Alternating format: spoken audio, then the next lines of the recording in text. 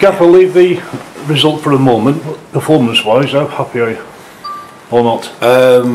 80% of that, you know, you could call devastation, which is what we're trying to produce. You know, certainly the top half of the pitch, and when we work the ball and move it at the tempo that I want to work it with, you know, Nards and Danny Mayer and Ryan Lowe will be devastating. You know, and it was something we looked at when we brought Lowe in, could him and Nards play together, and I think we've proven that, you know, they can do, and if we can get the ball in that area of the pitch more often, then they're going to devastate teams. So delighted with the forward play. Disappointed with the goals, but I think you're disappointed with any goals where it's a pre-season. When training, I get disappointed, you know, when we concede in training. So we've got work to do on that, you know, as the season progresses. But it was something that held us in good firm. You know, we made a lot of clean sheets last season, so that doesn't worry me as the season goes on. But you know, certainly the forward play and the linkage, it's a lot harder for me to score goals and keep clean sheets. So, you know, I'm happy with the front of the pitch. Pre-season game, do you take much into the result? Is it important? Not really the result. I take everything into the performance and where the levels are at and where the combinations and partnerships are at. You know, we're trying to develop and build partnerships right through the team, whether that's Notes and Pabs or your back three with Schwan, whether that's Jonesy and Adams and Danny Mayer and Ussy. You know, I look at that, and then we really develop that on the training ground. But there's certain partnerships that are developing well, and certain ones that just need tweaking. So, you know, like I'll always say, God, you know, we'll get on the training ground and we'll make them deficiencies, if you like, better, because you know, that's why I always see it. You know, the problems that we've had today, we'll get them right on the training ground. Danny Mayer at times today was unplayable. He is. He's a championship player waiting to happen. He's been there. He's realised that he didn't have the capabilities when he went up first time, and the circumstances were different. But you know, I love working with Danny Mayer. He's going to be a massive part of what we do this season.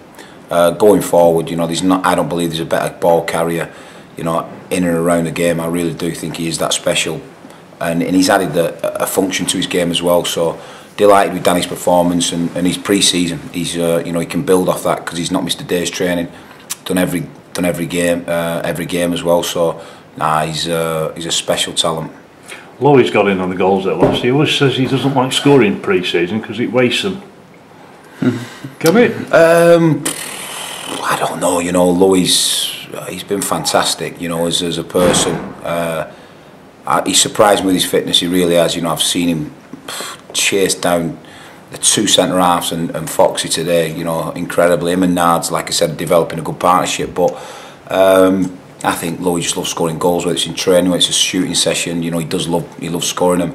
Whether that's a superstition or not, I don't. You'll have to ask Lowe. But he certainly, you know, I think he's got maybe 4 or 5 assists for Nards as well, which again's pleasing, because you know, it's the two of them that I want goals from, and they're all right setting each other up as well. So I've been delighted with them. Pitch got another good test today in more ways than one with the weather. Yeah, it fired down. You know, it fired down and it held strong. I think, you know, there'd have been puddle after puddle, you know, last season. So I think it's balancing itself at the minute, and you know, it's like you said, it's took a hell of a service in today, hasn't it? A week to go. How happy are you? How close are you? I think, you know, with the first 12, 13, maybe 14 players, I'm over the moon. What we've got to do now is work hard to strengthen and bring in you know, players to push this group on and to push us on as a football club, and that's what we've been working hard behind the scenes to do. I think you know, a lot of managers have sort of stockpiled early and gone early on the recruitment. We've waited a little bit. I still believe there's, you know, good players out there who have maybe played a game of poker and you know, and maybe lost at the minute and not got a club. But honestly, when that season kicks off as a footballer, your gut instinct is to play Saturday, Tuesday. It's not nice being at home. It's not nice not being part of a group, and I'm sure that we'll find 2 or 3 players that will want to come and play and be a part of this. So we've got room. You know, going from 37 players, I think we've got 15 players in the squad and 2 goalkeepers. So we're light, but I've gone for real high quality at the minute, and we'll bring in more. Are you close to any? Is there any rush? There's no rush. There is genuinely no rush. You know, with this, the campaign, the success of the campaign will be over 46 games, and you know, we've got enough to start that game against Cheltenham and Bolton and build out from there. So there's no rush, and like we do with everything with the chairman, there's a plan to it, there's a strategy behind it, and you know, we're quite calm in what we're doing. Are you going to use the loan market as heavily this year? Probably not. Probably not. You know, I think it's a flip of a coin. You know, unless you get someone on a season-long loan and you do it nice and early. But you know, the Premiership clubs, they've all been away and took the youngsters, and you know, had them part of the squad, a bit like we did. You know, we took 3 or 4 youngsters. So when it sort of rebalances, you know, round about the next 2 weeks, when it's the first ball of the season, you know, when that happens and players don't find themselves in the team and they're knocking on the manager's door, it does open up a bit of an opportunity, and I think we'll be able to you know, cut in there. So what's the plan for the last couple of days then? It's, you know, I'll look at the workloads and the work effort and speak to the team behind the team. Monday now will be recovery, because that was a good test today on you know, on the pitch, a little bit heavy with the rain that's come down. So you know, it's a big test. That recovery. Tuesday, Wednesday will be high intense days, and then taper down start of the week. But looking forward to it now. You know, I went against Cheltenham to go down there and scout against Bristol City, and you know, on the way home,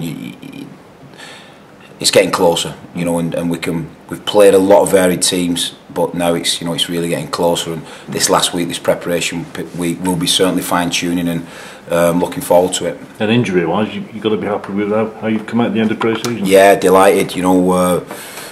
Jonah rolled his ankle last week, but that was his flex back, and you know, Jonah, you've seen by his performances that he's on fire. Saws, he's got another good 90 in, which is brilliant. You know, he's had a good pre-season. Kelvin's got 17 today, so I'm delighted with that. And yeah, we've come through it well. We've come through it well, and we've got a base now. You know, we've got a real base to carry us forward. Clive Platt have a knock as well.